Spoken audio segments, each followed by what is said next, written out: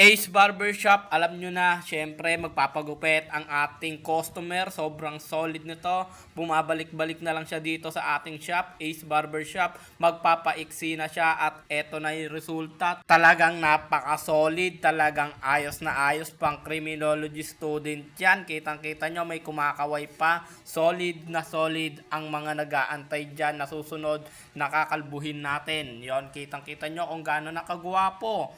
Eto yung kanina. Kung makikita nyo, makapal na at gusto niya nang mapreskuhan ang kanyang ulo ay dahil mainit na. At eto naman, nang magupitan na, kitang-kita mo talaga yung sobrang guwapo, napakagwapo, lumiliyab ang kanyang pagkaka-devil cut. Ano pa bang inaantay natin?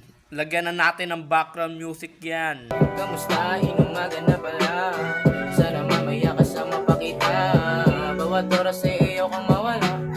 Kaso nandiyan na sundo mo mamaya. Walang ibang laman ng aking isip. Ikaw pa din ang isa panaginip. Di mo man naisip. Ikaw pa din palaging pipiliin. Dahil ikaw ang hilig. Bisyo na hindi kayang pigilin.